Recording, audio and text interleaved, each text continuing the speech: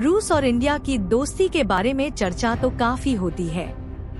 इसी बीच दोनों के बीच का ट्रेड 100 बिलियन डॉलर तक पहुंच गया है।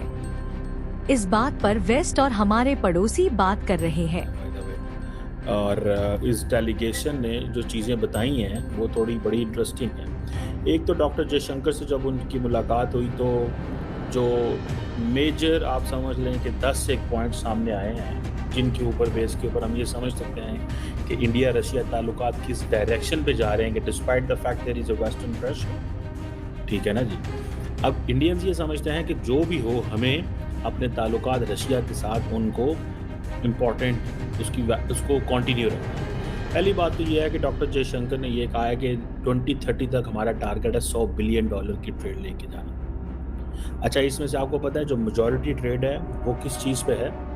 Majority of the trade is India जो ऑयल इंपोर्ट कर रहा है। इस वक्त इंडिया और रशिया की जो बायलैटरल ट्रेड है that is about 66 billion dollar. India कहता है 100 बिलियन। इसका मतलब क्या है? इट मीन्स कि इंडिया फोरकास्ट ये कर रहा है कि हम ये वॉर चलेगी और हम ये तेल खरीदते रहेंगे। ये इंडिया फोरकास्ट कर रहा है। देयर आर अदर एरियाज, ठीक है ना जी। अब क्योंकि अच्छा ये जो मैंने आपको बात की, अब ये बात भी पता है कि जो सारे का सारा जो बैलेंस ऑफ ट्रेड है दैट इज़ इसकी एड्रेस करने की ज़रूरत है। इट इज़ वन साइडेड, ठीक है। मतलब इंडियन पैसा रशिया जा रहा है, इंडियन पैसा रशिया जा रहा है और उसमें से भी इंडिया बहुत सारा जो चीज़ें खरीद रहा है वो इंडियन रुपए में खरीद रहा है जो कि रशियंस ने इंडियन बैंक्स में पैसा रखा हुआ है। अब आपको याद होगा एक India Eurasian economic union trade है, ठीक है जी। उसके ऊपर भी जो है वो काम हुआ। और सबसे इम्पॉर्टेंट चीज़ याद रखें जिसके ऊपर बड़ी डिस्कशन हुई है और चीज़ों को वो लेके चले हैं, वो मेरी नज़र में उसकी बड़ी वर्थ वैल्यू है and that is international north south transport corridor. ये एक रशिया का शहर है, व्लादिवोस्टॉक से लेके चेन्नई तक एक सी लेन है, ठीक है जी। अब किसी भी बिज़नेस जब आप करते हैं तो सबसे पहले आप जो रास्ता इख्तियार करते हैं उसमें यह है कि आपकी जो सप्लाई चेन है वन सिक्योर होनी चाहिए, सेकंड कॉस्ट इफेक्टिव होनी चाहिए। सो ये जो सारी की जो कार्गो ट्रांसपोर्टेशन है ये देखी जा रही है और मुझे जो लग रहा है वो ये है कि इंडिया ये international north south transport corridor को जिसका पाकिस्तान भी हिस्सा बनने जा रहा है क्योंकि रशियंस ने कहा है।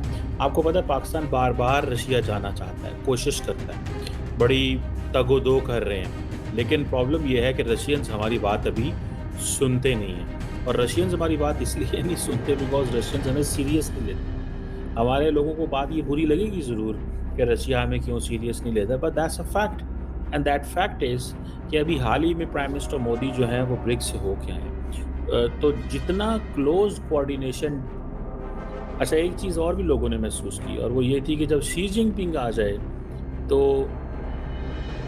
पुतिन जो है वो शी जिनपिंग को ज़्यादा वर्थ वैल्यू दे रहा था as compare to Modi. Because उसकी वजह ये है कि शी जिनपिंग का बड़ा एक और है, ठीक है, बड़ा मुल्क है, बड़ी इकॉनमी है, बड़ा कुछ है। इंडिया रशिया ने जितनी ज़्यादा जो सारी एक्सपोर्ट जा रही थी यूरोप में जब बंद हुई है तो which country is there which is going to buy everything from Russia is China. China क्योंकि मार्केट बहुत बड़ी है, आप उधर हर चीज़ बेच सकते हो, जो मर्जी चाइना के अंदर बेच दो, ठीक है। सो ये चीज़ जो है ये एक that is something that is important और इसको देख के